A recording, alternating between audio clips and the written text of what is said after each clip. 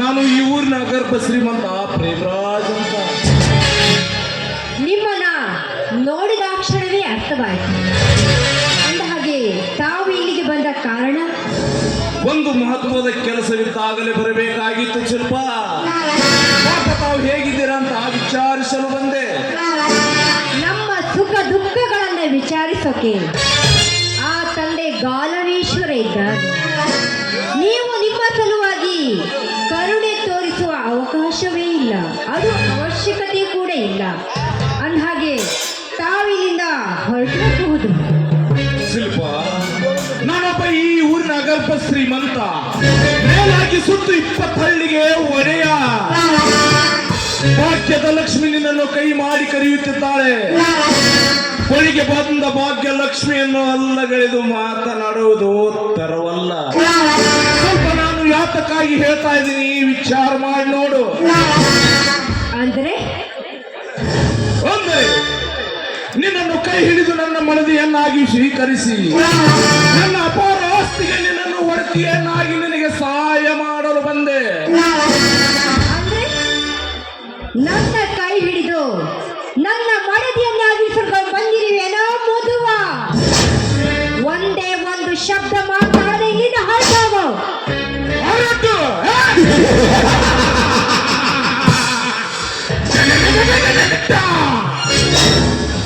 ಹೊರಟು ಹೋಗಲು ಬಂದಿಲ್ಲ ಶಿಲ್ಪ. ಗುಲಾಬಿ ಹೂವಿನಂತಿರುವ ನಿನ್ನ ಮಕ್ಕಳನ್ನು ಹೀರಲು ಬಂದಿರುವೆ. ನಿಮ್ಮನ್ನು ನೋಡಿದ್ರೆ ನನ್ನ ತಂದೆಯ ವಯಸ್ಸಿನವರ ಹಾಗೆ ಕಾಣ್ತದೆ. ನಿಮ್ಗೆ ಆಗ್ಬೇಕು ಈ ಕಾಮನಾಟ. ಶಿಲ್ಪ, ಕಾಮಕ್ಕೆ ಕಣ್ಣಿಲ್ಲ, ರತಿ ಕ್ರೀಡೆ ಆಡಲು ವಯಸ್ಸು ಮಾತ್ರ ಬೇಕಾಗಿಲ್ಲ. ಈ ನಿನ್ನ ಕೊಳ್ಳುಪುರ ನನ್ನ ಮುಂದೆ ಹೇಳಬೇಕಾಗಿಲ್ಲ ಶಿಲ್ಪ. ನೋಡು, ನೀ ನನ್ನವಳಾದರೆ ನನ್ನ ಅರಮನೆಯಲ್ಲಿ ಇದ್ದು ನಿನ್ನನ್ನು ದೇವತೆಯಂತೆ ನಾನು ಪೂಜೆ ಮಾಡುವೆ. ಎಲ್ಲ ಮುದುವ, ಯಾರು ಇಲ್ಲದ ಸಮಯ ಸಾಧಿಸಿ ಒಟ್ಟಿ ಹೆಣ್ಣಿನ ಮೇಲೆ ಬಲಾತ್ಕಾರ ಮಾಡಲು ಬಂದಿರುವ ಅಧಮ. ಇಲ್ಲ ಸಲ್ಲದ ಶಬ್ದ ನಿನ್ನ ಬಾಯಿಂದ ಬಂದಿದ್ಯಾದ್ರೆ ನಿನ್ನ ನಾಲಿಗೆನ ಎತ್ತರ, ನನಗೆ ಎತ್ತರ ಸೊಕ್ಕಿನ ಹೆಣ್ಣೆ, ನಿನ್ನನ್ನು ಮುಂದೆ ಹೋಗಲು ಬಿಡಲಾರ ಈ ಪ್ರೇಮರಬ. ನಡೆಸಪ್ಪ, ಮಾತಿಗೆ ಮಾತು ಬೆಳೆಸಿ ನನ್ನ ಕಾಮ ಪಿತ್ತವನ್ನು ನೆತ್ತಿಗೇರಿಸಬೇಡ. ನೀನನ್ನವರಾದ್ರೆ ನಿನ್ನ ಅಣ್ಣಂದಿರು ಸುಖವಾಗಿರುವರು, ಏನಂತೀಯ? ಈ ವಿಷಯ ಏನಾದ್ರು ನನ್ನ ಅಣ್ಣಂದಿರಿಗೆ ಗೊತ್ತಾದ್ರೆ ನಿನ್ನ ಮೈ ಚರ್ಮವನ್ನ ಸುರಿದು ಅವರ ಚಪ್ಪಲಿಯನ್ನ ಹೊಲಿಸಿಕೊಂಡಾರ ಎಚ್ಚರ.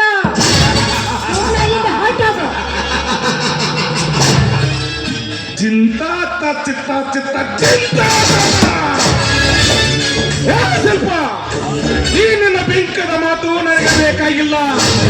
ಅದನ್ನೆಲ್ಲ ಅಲ್ಲಗಲಿದು ಈ ನನ್ನ ಸುಂದರವಾದ ತೋಟಕ್ಕೆಯಲ್ಲಿ ಬಂದು ಬಿಗಿದಪ್ಪಿಕೋ. ಇಲ್ಲವಾದರೆ ನಿನ್ನ ಮೇಲೆ ಬಲಾತ್ಕಾರ ಎಂಬ ಬಾಣವನ್ನು ಉಪಯೋಗಿಸಬೇಕಾಗುತ್ತದೆ. ಚೋಕೆ ಯಜಮಾನ್ರೆ, ನೋಡಿ, ನೀವು ನನ್ನ ತಂದೆಯ ವಯಸ್ಸಿನವರ ಹಾಗಿದ್ದೀರಾ. ಇಂಥ ಹೇಸಿತನದ ಕೆಲಸ ಮಾಡಿ ದಯವಿಟ್ಟು ನಿಮ್ಮ ಹಿರಿತನಕ್ಕೆ ಕುಂದು ತಡ್ಕೋಬೇಡಿ.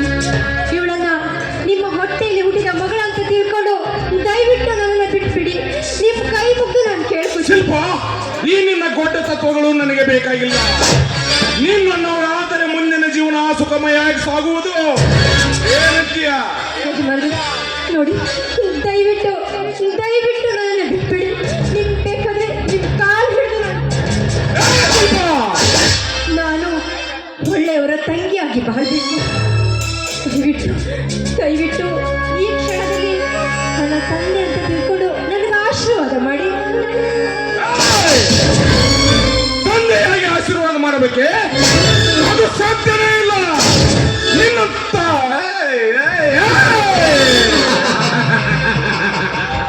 ನಿನ್ನಂತ ಸುಂದರವಾದ ಹೆಣ್ಣುಗಳನ್ನು ಮಗಳು ಎನ್ನುತ್ತಾ ಹೋದರೆ ಈ ಸಮಾಜದಲ್ಲಿ ಗಂಡನಾಗೋರು ಯಾರೋ? ಶಿಲ್ಪ, ನಿನ್ನ ಮಾತು ಕೇಳಿದ್ರೆ ಪ್ರೀತಿ ಪ್ರೇಮಕ್ಕೆ ಅರ್ಥನೇ ಸಿಗೋದಿಲ್ಲ. ಕೊನೆಯದಾಗಿ ಹೇಳ್ತೀನಿ, ನನ್ನ ಮಾತು ಒಪ್ಪಿಕೋ.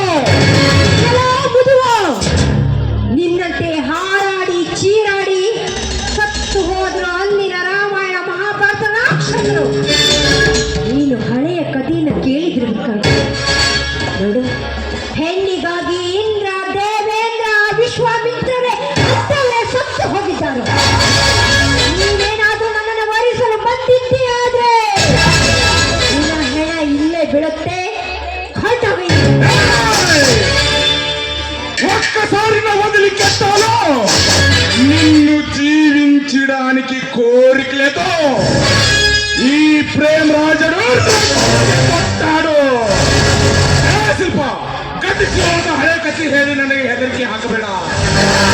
ನಿನ್ನ ಬಣ್ಣದ ಮಾತುಗಳಿಗೆ ಹೆದರುಕೊಂಡು ನಾನಲ್ಲ. ಶಿಲ್ಪ, ನಿಮ್ಮಂತ ಸುಂದರವಾದ ಹೆಣ್ಣುಗಳ ಜೊತೆ ಪ್ರತಿ ಕ್ರೀಡೆ ಆಡಲಿಕ್ಕೆ ಆ ದೇವರು ನಮ್ಮಂತ ಮುದಿ ಹಂದಿಗಳನ್ನು ಸೃಷ್ಟಿ ಮಾಡಿದನೇ ಇಂದಿನ ಕಲಿಯುಗದಲ್ಲಿ. ಮುಚ್ಚು ಹಾದರದ ಪಿಂಡವೇ, ನಿನ್ನಲ್ಲಿ ಇಷ್ಟೊಂದು ಪರಿಪರಿಯಾಗಿ ಕೇಳಿಕೊಂಡ್ರು ನಿನಗೆ ಕರುಣೆ ಅನ್ನೋದು ಇಲ್ವೇನೋ? ನನ್ನಂತೆ ಎಷ್ಟೋ ಹೆಣ್ಣು ಮಕ್ಕಳ ಮಾನಭಂಗ ಮಾಡಿರುವೆ. ಎಷ್ಟೋ ಸಂಸಾರದಲ್ಲಿ ಎಷ್ಟೋ ಹೆಣ್ಣು ಮಕ್ಕಳ ಮಾಂಗಲ್ಯವನ್ನು ಹರಿಸಿರುವೆ. ಈಗ ನಿನ್ನ ಮುದುವನಿಗೆ ನನ್ನಂತ ಹೆಣ್ಣು ಹೊರಿಸಲು ಬೇಕೇನೋ? ನಾಚಿಕೆ ಆಗ್ಬೇಕು ನಿನ್ನ ಹೇಸಿ ಜನ್ಮಕ್ಕೆ. ಏ ಮುದಿ ಗೊತ್ತ, ನೀವು ಅಚ್ಚ ಭಾರತೀಯ ಮಗಳು ನಾನು. ನೀನೇನಾದ್ರೂ ನನ್ನ ಮುಟ್ಟಲು ಬಂದಿದ್ಯಾದ್ರೆ ನಿನಗೆ ತಕ್ಕ ಪಾಠವನ್ನು ನಾನು ಕಲಿಸದೆ ಬಿಡೋದಿಲ್ವ? ನೀನೊಂದು ಹೆಣ್ಣು, ನೀನೇನು ಮಾಡಬಲ್ಲೆ? ನಿನಗೆ ತಾಕತ್ತಿದ್ರೆ ನನ್ನ ಮುಟ್ಟಿ ನೋಡು. 20 ಹಳ್ಳಿಯ ಒಡೆಯನಿಗೆ ಸವಾಲು ಹಾಕಿದ ಹೆಣ್ಣುಗಳೇ ನೋಡಿದ್ದಿಲ್ಲ ನಾನು. ಇವತ್ತು ನನಗೆ ಸವಾಲು ಹಾಕಿದೆಯಾ ಅಂದ್ರೆ ನೀನೇನ್ ಮಾಡ್ತೇವೆ ನಾನು ನೋಡೇ ಹೋಗ್ಬಿಡ್ತೇನೆ.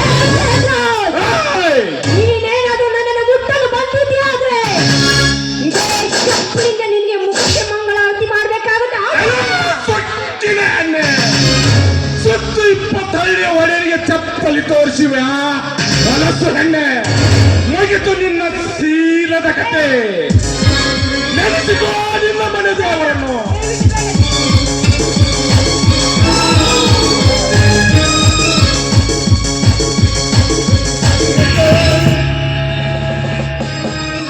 ದೂರಾಗು ಮಾನವ ಜಾತಿಯ ಪಶುವೆ.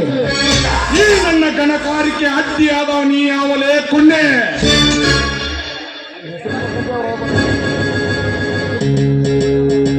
ಅಪ್ಪ, ನೀನು ಇಂಥ ಹೊಲಸು ಕೆಲಸ ಮಾಡಲು ನಾಚಿಕೆ ಆಗುವುದಿಲ್ಲವೇ ಈ ನಿನ್ನ ಜನ್ಮಕ್ಕೆ?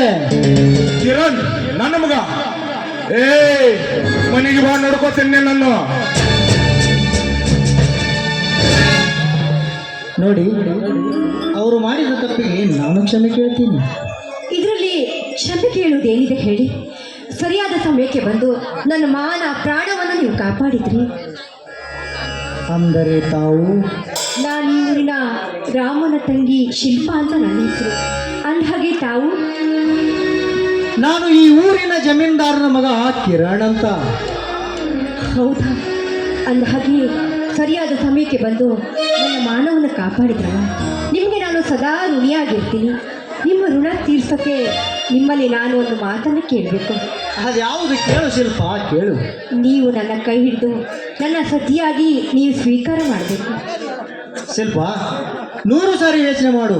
ಇದು ನಿನ್ನ ಕೊನೆಯ ನಿರ್ಧಾರವೇ? ಹೌದು, ಇದು ನನ್ನ ಹೆತ್ತ ತಂದೆ ತಾಯಿ ಮೇಲಾಣಿಯಾಗಿಯೂ ಈ ಮಾತು ಸತ್ಯ. ಆಯಿತು ಶಿಲ್ಪ, ನೀನು ಹೇಳಿದಾಗೆ ಆಗಲಿ. ಇದೇ ಒಂದು ಸಂತೋಷದ ಸಮಯದಲ್ಲಿ